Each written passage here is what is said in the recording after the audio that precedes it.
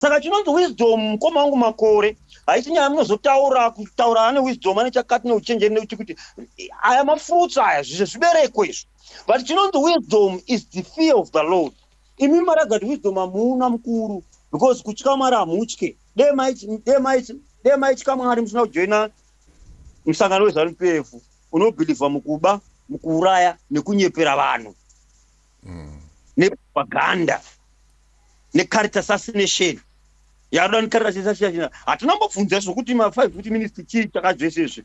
Tinozvitanangura ngozati kazvitanangura because we are not here to show each other kuti aitoratidza nga anoziva sega haana chaanoziva Makore nezveshoko raMwari. Ngambomira iye ngajoinisana neZANU-PF achipiwa mari nemahori eZANU-PF nokumhanya nekunyenga maajenda anenge atumwa kuti nyenga ava nyepedzi rinovada auzobatsira poison nekufamba kwenguva. I know ndosatsvaka kuti ndiye Evangelist bullet ndiani ari busy kutonitsvaga sokuti ndiani munhu because that's what they are good at. Not zveshoko raMwari izvi. He is not part of the word of God. Saka ngaazive kubva nhasi. You cannot be a true man of God to support ZANU-PF. That one I make my word. I stand.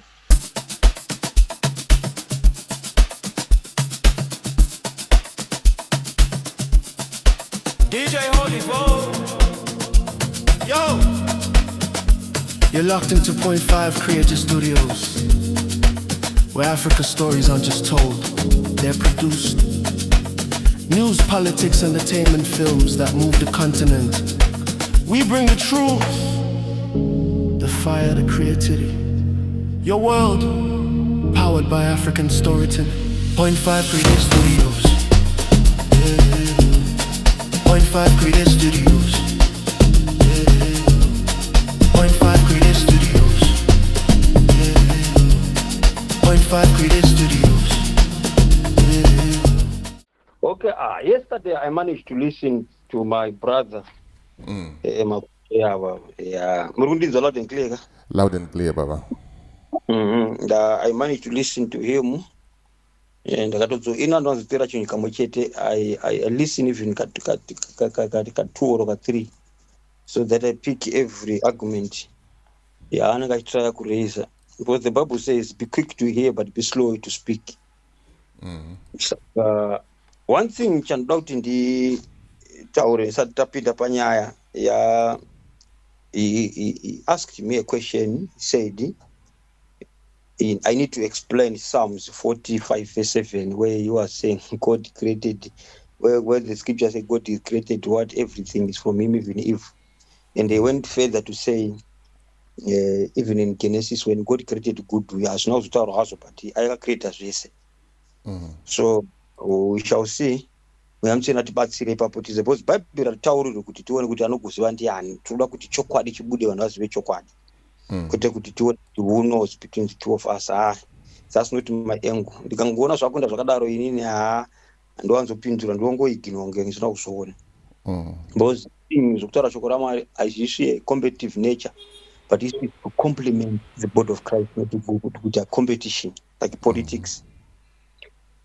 Chokutanga rikandi address mukoma wangu Makore patori nedambudziko rekuti akagarwa nemweya weZANU-PF. Inini handitauri nemaparables. I hit the nail straight to the head. Ndege kutaura vakati chakazoti abatwa nemweya unobata muZANU-PF, the spirit that controls everyone who is ZANU-PF, with the heart, with the mind, with everything.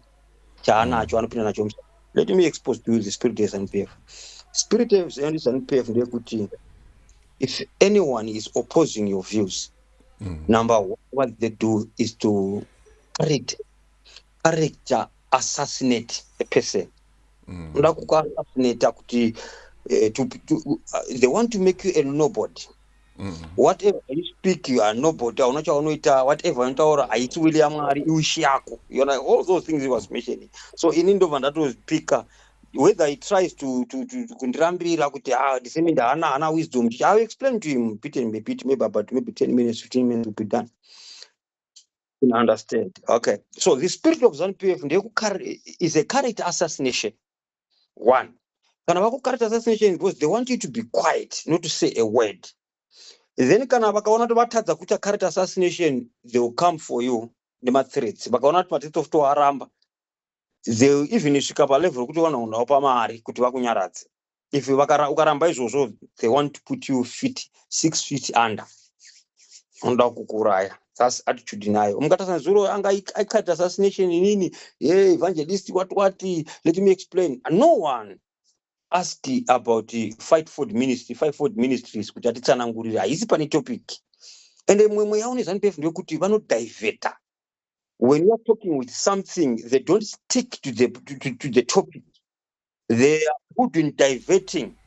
That's the spirit of ZANU-PF. Again, wokudiveta nyaya yakazoita sokuti nezuro taidiscassa nyaya yema44 ministry chinonzi mvangeri chii, nyaya yaita sokuti pamwe inini we are not speaking about the will of God. They divert the issue. Instead of sticking to the point, havagoni kupindura mubvunzo. Mascriptures ese ndakamupa haana kana imwe chete yaakasvika pakuda kupikisana nayo, but akabva imwe achiita kupikisana nayo. Saka ukaona wadaro uchizviti munhu waMwari, zvinotaura kuti hausi, because unenge wakuisa confusion muvanhu. Mascriptures ini ndiwanzofara ndichitaura ndichiti DJ Holly, ukaona mwana akuvigira metsi kumba oti dedi kana kuti mama ndibatsirewo kuweka metsi dzangu idzi, never use a word yekuti metsi dzinonetsa, nokuti kune vamwe vanhu vamupa kuchikoro dzisingavanetsi, iti ini metsi dzinondinetsa, iwe dzinokunetsa. Kwete kuti don't summarize kuvanhu vese kuti zvinonetsa iwo zvinonetsa vanhu vese. Same nemascriptures nena Psalms yakaverenga iyo. I'll break down for him so that he can understand. Ndichijoina nena First John nana James, because God is not God of confusion. Ukaona wakuti confusion iwewe nemascriptures wakuta kuti mamwe mascriptures auchakwanisa kuwatsanangura tabatana nescripture one, because from Genesis up to the book of Revelation chinhu chimwe chete. It was Jesus Christ in Old Testament, then he was in New Testament. Saka zvizvo zvoda kutsanangura zvinzwisise kuti hapana na confusion iripo. Confusion inozowanikwa kwauri iwewe kada kwaitisa zvinhu zvaMwari usina mweya waMwari. Number 2 uri mukanality. Number 3 ushandisa education yepanyika pano, system inoyi. Education yepanyika panapa inotipa chinonzi intelligent, haitipi chinonzi wisdom. Wisdom comes from the Holy Spirit, not from this education of this world. Okay. So ndomwe wandotaura kuti anga akabatwa nemweyo ZANU-PF we-character assassination, we-propaganda yomwe asingazomention handitika, nekudiveta. Avanodiveta nyaya vokuti akublame kuti vokukondema. Right. Propaganda ndeyekuti chi anotaura kachokwadi kadiki osanganisa nenhema zvisizvo. Naitikuoni ndinepa ndakambokutumirai prophecy here ndikati this is the prophecy zvichatika so ikatadza kusadzikisa. Ndakambokupai prophecy rimwe zuva ndikati this is the prophecy. But yesterday he was saying everything that evangelist was saying to us about my promise, nothing come to fulfill. I don't remember one day in DJ about prophecy. What I said, and I continue to say it, I said that Geza is not going to prevail because my gray area Kawanda, there is a lie. God this time is not going to allow anything. This is what I said, and this is you can agree with me. Normally I speak to you. That's what I said. This was just came to pass. And it's not going to prevail because they want to God is not going to allow another 2017 to repeat again. This is what I said. So I don't know my wish. And then when you president ndapinda panyaya yedu tibveta zobata ndoda kuti mukoma wangu amakore azive inini I would never call him apostle. He is not a man of God. That one, he is not. No matter how we want to claim kunzi hey I'm a man of God, he must dismiss. He is not a man of God, and I will explain as I have explained further why I'm saying so. All right. Ndoda kuti apeshe chimwe chete mukuru. It's true to DJ Holly, even wewe ndokona kukupindura ipapo. Hativenge vanhu veZANU-PF nokuti vanhu veZANU-PF. We don't hate a personality veZANU-PF. We don't hate ED. We hate what they are doing. Zvisingabatsiri nyika zvokuti vanoba mari yenyika vachipfadzana ivo neshamari dzavo nemhuri dzavo, vanhu vachitambura, ndo zvatinovenga. Uri kundozvitaura, ndo zvatisingade. Not kuti tinovenga ED. No. If you want to check, people they never hated Robert Mugabe. Akazofa ega uko. Hakuna munhu akazomuda kubofamba kuda kunomuvinga, kuda kunomuvinga akatambura. No. People hated what he was standing for. ndozva same nezanupef. Saka ngaambomira zvokuti mawishes nokuvenga ativenge id, tinovenga zviito. Akashanduka zviito nhasi tinomufarira, uye pana Chamisa hatifariri Chamisa is a personality, tinofarira zviito zvake nepfungwa yake kuti nyaya yenyika yedu ite zvakanaka. Akangorasika like vana zvakaita vana anonzani uyu vana Chavangu baba, no to like him, tinopinduka kwaari. Saka ngaazive izvozvo. Isu hatisi kufarira mapersonalities, tiri kufarira kuti nyika yedu yaita zvakanaka, zvinhu zvamira zvakanaka. Saka ipapa ngaapanzwisise, ngaasingone kuseparate. He must separate these two, that we don't hate people, we don't hate personalities, but we hate what they are standing for. Chinonzi 2030 toda kumiswa, haizvirevi kuti vanovenga id. Iri kuda kuenda kupi 2030 isu tichitambura nzara izvezvi? Vanhu vari kufa nenzara, chanozotigonera pa 7 years chii? Hapana. Saka we don't hate him, but we hate what they are standing for. Okay, Dijon. Let me now go to his scripture. Psalms, ndopakatangira Psalms 45 verse 7. Anditika? Psalms 45 verse 7. Let me go there. Tionesane kuti mkuru uyu aimbozama kudini. Okay, according to the Bible, Isaiah 45 verse 7, it says, God claims to create evil. Okay?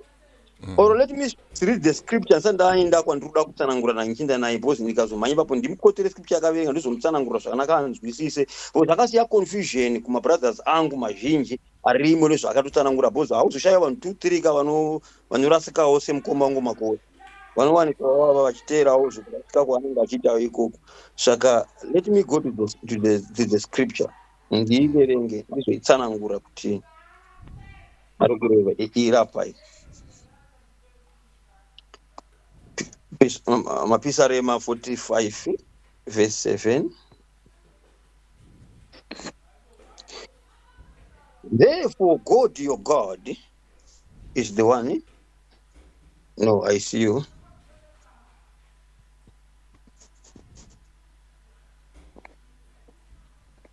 Okay, let me go for it here. Yeah. Oh, Isaiah. Sorry, not Psalms. Isaiah. I read from Isaiah. Forgive me from that one. Isaiah 45, not Psalms. Isaiah, Prophet Isaiah 45, verse 7. Okay, let me read from him. Okay. Yeah, Isaiah 45, 7. I formed the light, and I created darkness. Papa found out which light God is talking about and which darkness is talking about. Tine light yechiedza, tozoita darkness yerima, tozoita light yezvito zvakanaka, tozoita darkness yezvito zvakaipa. Andidika? I'm not there to explain that one. I make peace and I create disaster. Uri kuona izvo zvinotaura kuti chii? Yakabva replace the word evil neword disaster, because these people they understood. Saka unofanira kuziva kuti unovenga pavision ipi first, right? Create disaster. I the Lord do all things. Okay, do all things. Let me read in his version. I form the light and I create darkness. I make peace and I create evil. I the Lord do all these things. Okay, let me explain to you. DJ Oli ndoda kuti vanhu vazive vakaona mascriptures ukazoverenga 1 John chapter 1 verse 5. Let me read it before nsandatsanangura apa tichazoona kuti ngudamboti chii zvatoda kuzotaura panapa zvibatike ndozotanga kutsanangura nichende. Let me first read them. Tekutanga 1 John chapter 1 verse 5. Right. Inotiyo, this then is the message which we have heard from him, declared to you. God is light. Right. And in him is no darkness at all. Yakuita sokuti yakupesana nechi na Isaiah 45 verse 7 yo. Okay. When up 6 man, she's over 6. If we say that we have fellowship with him and walk in darkness, we are lying and are not practicing the truth. Okay. Rekanende futi pana James chapter 1 verse 13. Ndoda kuti uone satsanangura ipapo. James chapter 1 verse 13. Ndozo watsanangura ese. Okay. James chapter 1 verse 13. When tempted, let no one say, I am tempted by God. For God cannot be tempted by evil, nor does he tempt anyone. But each person is tempted, being drawn away by his own evil desire and the love or enticed or his love of things. Understand what the Bible says? Yes. When tempted, let no one say, I'm tempted by evil or by God. For God cannot be tempted by evil. Yakuramba futi. Kuti mwari ana evil. Iri kumurambira, iri kutanga iri kupesana nechi? Na Isaiah 45 verse 7. Right. So ukaona bhabhiri radaro, harifi rakapesana hazviiti. Zvinhu zvimwe chete.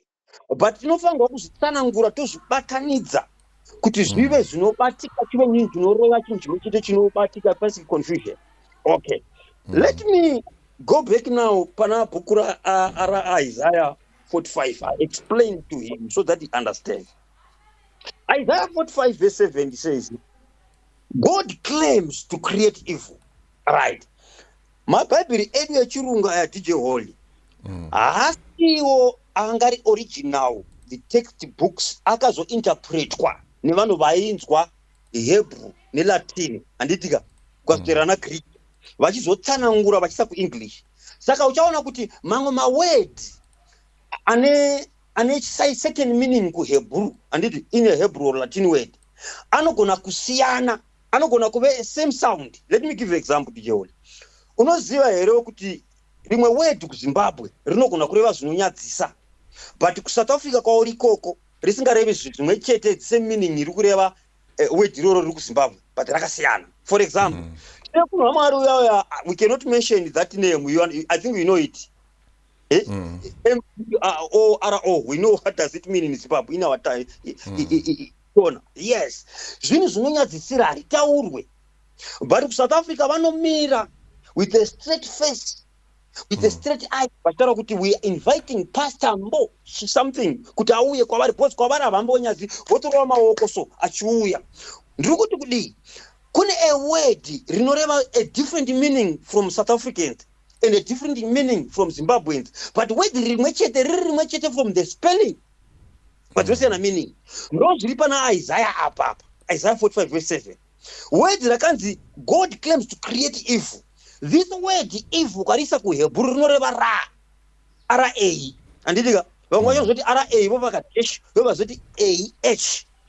Iroro kazointerpreta kuHebrew rinoreva disaster handitika rinoreva macalamity, rinoreva kana maplagues, ndezvazvinoreva, kwete evilness yemorality, evilness zviri kubatika. So ZANU-PF haina madisaster, ZANU-PF ine moral evil yazvorambwa nana James nana First John kuti James chapter 1 verse 13, if anyone says I'm tempted by God, God does not be tempted because God is not evil. Ndiyo immoral iyoyo. Okay. God claimed to create evil, but this word ra, which meant when interpreted it brings calamity, disaster or judgment. This is what this word means. Kana riri kuna Hebrew harirevi evilness yaari kutaura uyu, yaari kuda kutsigira achidhifenda nayo ZANU-PF inoitwa neZANU-PF yokuuraya vanhu, yokuba nekunyepa, haisiriyo. Those are called moral evilness. We shall see who is behind them. Anditika disaster or judgment rather than moral wickedness. While God creates the potential for chaos or permits evil to exist for his, it is often understood as the absence of good. So where there is evil, there is absence of good. Urikuona zviri kutaura evilness, kutaura ndemoral evil yandikutaura. Andimutswa. Saka uyu murume ngaambomira kutaura kwaasina kusvera. So Isaiah 45 verse 7, I form the light and create darkness. I make peace and I create evil. I, the Lord, do all things. And definition of evil is, ndio ndataura ngati para kuHebrew inonzi ra, ra. Yeso tuma bracket so. In that context, the Hebrew word ra is often translated as calamity or disaster, not moral evilness. Yaari kutaura. Andimazona man. Aireve zvaari kufungira. Right. Moral evilness versus calamity. God is generally considered holy and sinless, so he does not create moral evil. Instead, moral evil arises from the misuse or free will by angels. In quote, we can put there Lucifer. No pakatanga ku exista evil. Before the flood, ukanga Genesis, papa sina evil spirits. How did the evil spirits came?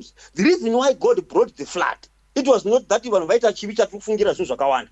The number one sin that made God to bring the flood, really from Genesis chapter 6, is because some fallen angels akanorara nevakadzi 200 vakazvara vana anonzi maniphilim generation vakazvara magiants. Magiants wavo vana vacho vavo ndo vakazoti flood ikauya vakafa.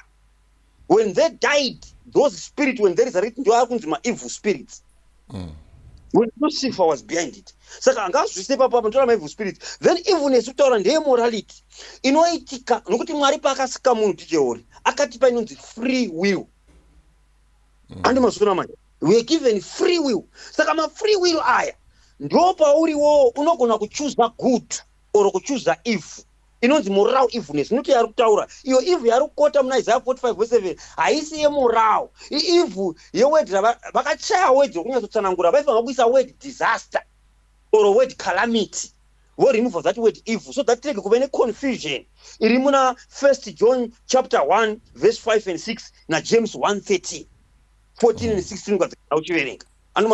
They are totally against Isaiah. Saka ukaona zvadaro zvoreva kuti hapana pakuzonzi Mwari kune evil chinowanikwa. Mwari hafa kawanikwa chivi. God does not test anybody because there is no evil in God. But what God does with evil, he just Mwari anongotendera kuti zviitike chete. Alright, moral evilness with a calamity. God is generally considered holy and sinless. Okay, evil is often described not as a thing created by God.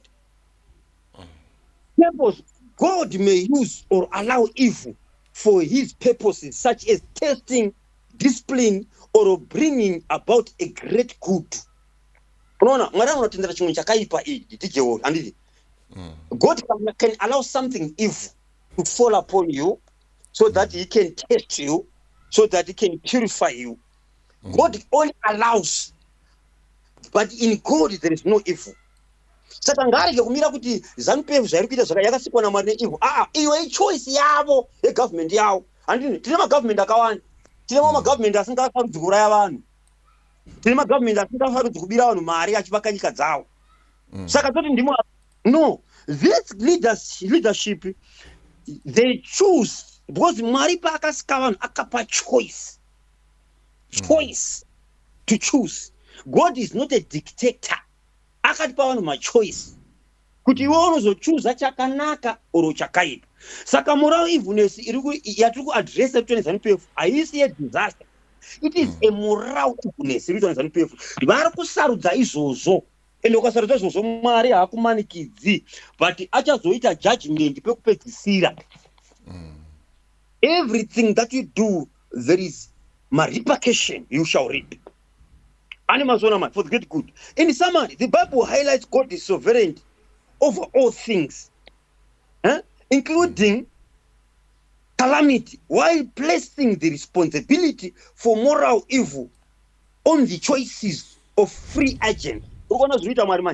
Ndo zvakaita Mwari akatipa free will tijeori. Saka uyu mukoma wangu makore uyu ngareke kudefenda ZANU-PF neBhayibheri hazvikwani. Even ZANU-PF immoral iye havafanira kuchuza. Unoziva tijeori wewe kuti ukapinda mumba mune rima handitika wapinda mumba mako mune darkness magetsi nawo iwewe ndiwe une choice yekuda kugara mudarkness kana kuti kuda kugara mulight.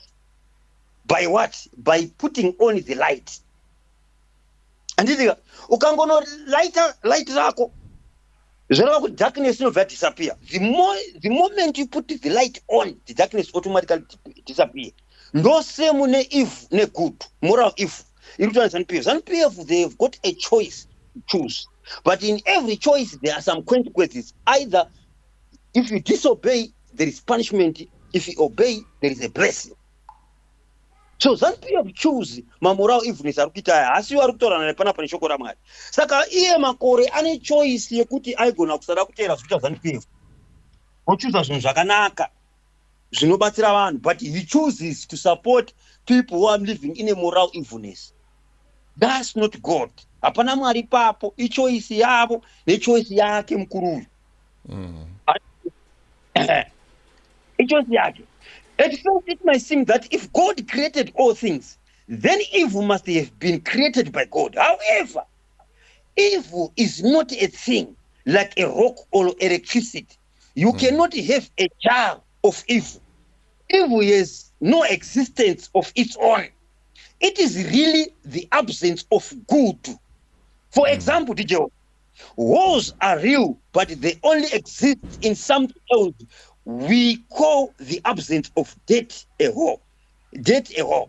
But it cannot be separated from the death. So when God created, it is true that all he created was good. One of the good things God made was creatures who had the freedom to choose good.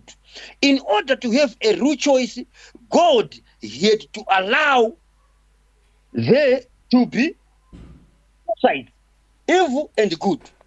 Unazanakira mali. God has to allow evil. If God had not allowed for the possibility of evil, both mankind and angels will be serving God out of obligation. Saka mwari akapota chino akamanikizira vanhu akasava vanhu choice. Vanhu vaisirwa mwari out of obligation, not out of love. Urikuzvibata zvikusiyana manje. Saka mukoma wangu makore anzwisise shoko raMwari. Ngambomira kubata zviko. Iye ngaatsanangure zvokuti iye decent, super intelligent nechichi zvese izvo ndo zvaanogona mukoma wangu. KuBhaibheri ngambomira. Ngambomira hana chaanoziva. Ndozvachimutaura kuti hasi munhu waMwari, atoshandisa chikoro pazvinhu zvaMwari. We use the Holy Spirit in things of God. Not what you want to use. Zvaari kufungira izvo. Ani mazona man. So God apakasika vanhu angave maangels angave human beings akapa choices so that vanhu vasanamata Mwari from obligation but vanhu vanamate Mwari from choice, from a love point of view. Ani mazona man. God does not create evil but he does allow evil. Urikuzona zilipo dijoni. Mwari haana kusika evil but akatendera zvinhu zvakasiyana. There is a difference between creating and allowing. Uzona tiJohn unogona kucreate nokuallow zvinhu zvakasiyana. Saka nganzwisise Isaiah achimbopesana nana First John nana James. If God had not allowed for the possibilities of evil, both mankind and angels will be serving God out of obligation, as I have said to you, not by choice. He did not want robots that simply did what he wanted them to do because of their programming. God allowed for possibility of evil so that we could genuinely have a free will and choose whether or not we wanted to serve him out of love. Mwari asikuda kuti mukoma wangu ani mazona manje. Ne Mwari asina kuita choice iyoyo yekuchuza evil newe. Saka iri kurengwa na Isaiah 45:7 haisi kuti God created evil, haisi evil yaari kutsanangura iye. Ngatsake mamwe maversion ngatsagadzira meaning sound of the Hebrew kwacho kwakanyorwa Bible chito. Because mamwe meaning yamaHebrew same spelling same word inogona kureva zvakasiyana nezvatinokureva kuEnglish. Ngatangaziva meaning is why. Andidika. So I think here I'm done with it. To explain the scriptures. Maybe sometimes I will see if it is worth it. If not worth it, I'm not going to allow. Then let me touch from wisdom. Let me start from wisdom. For last, let me start from wisdom, where he was speaking about wisdom. Let us see from the word of God. Then I will interpret it there. Let me go from Proverbs chapter 1 verse 7. You want to know the wisdom, beginning of wisdom, Namarichi. Then zvaitaura kuti hana wisdom uya hana wisdom dzainadzo toda kuona kuti aright kuti handina wisdom iye anadzo here wisdom. 1 verse 7 it says, the fear of the Lord is the beginning of knowledge, but fools despise wisdom and instruction. What does it mean? I will clarify it. Kutya Jehovha ndoruvambo rwezivo, asi mapenzi anoramba uchenjeri uhwu. Uchenjeri hupi? Hwokutya Mwari. Saka mukoma wangu makore haana wisdom because akajoina ZANU-PF iri kushungurudza vanhu ikuita zvinhu zvakaipa zvekuraya nokuba nokuita sei. That's not the fear of the Lord. Vanhu vanodaro is the sign that they don't have knowledge, and if he doesn't have knowledge you cannot have wisdom. You don't have wisdom. Kuti aitaura ikuti pakutaura kuti akataura nzwana wisdom iyo ine maparts, but yekutanga yekutaura wisdom yekutanga inofanira kuti beginning of wisdom kuti iwane kuve kutya Mwari. Andidika, let me read Psalms 111 inotsigira netanzwise kuti handisi kungokota achazouya achiti hey profesa ireva izvozvo, ndimuratidze kuti iri kureva izvozvo. Psalms 111 I think ndeyekupedzisira iyoyo, tingapedza nguva tichitaura pamwe taura netandaudzo zvedu munhu akazara nemusangano musoro.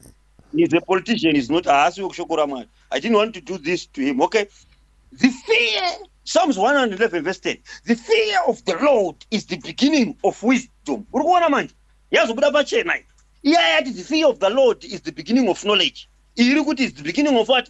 Of wisdom. Saka zvoreva kuti Proverbs na Psalms dziri kuinterpretana each other, because what is a revelation? It is a scripture interpreting another scripture. That's how we get a revelation from the word of God. Hafangi kuwapesanisa masiku mazvaro kana kuti kuwagwisanisa kuwabonderesa sezvaari kuita kuti iye ari kugwisanisa mamwe magwaro uku achibata Isaya. Zvinhu zvimwe chete ndiye asina kunzwisisa. Saka chinonzi wisdom mukoma wangu Makore haisi nyaya kutaura ane wisdom ane chakati neuchenjeri neuti kuti aya mafruits aya zvibereko izvo. But chinonzi wisdom is the fear of the Lord. Imi maraga kuti wisdom hamuna mukuru, because kutya Mwari hamutye. Dei maitya Mwari musina kujoina musangano weZANU-PF unobhilivha mukuba, mukuuraya nekunyepera vanhu, nepropaganda, necharacter assassination. Yaroda necharacter assassination. Hatina mbobvunza zvokuti ma5 minutes chii chakadzvese izvi. Tinozvitanangura muzati kazvitanangura, because we are not here to show each other kuti tino. Airoradza nga anoziva sega hana chaanoziva Makore nezveshoko raMwari. Ngambomira iye ngaachinotsana neZANU-PF achipiwa mari nemahore eZANU-PF nokumhanya nokunyenga maajenda anenge atumwa kuti nyenga ava nyepi dzinovada auzobatsira poison nekufamba kwenguva. I know. Ndosakutsvaka kuti ndiye Evangelist bullet ndiani ari busy kutonitsvaga sokuti ndiani munhu, because that's what they are good at. Not zveshoko raMwari izvi. He is not part of the word of God. Saka ngaazive kubva nhasi.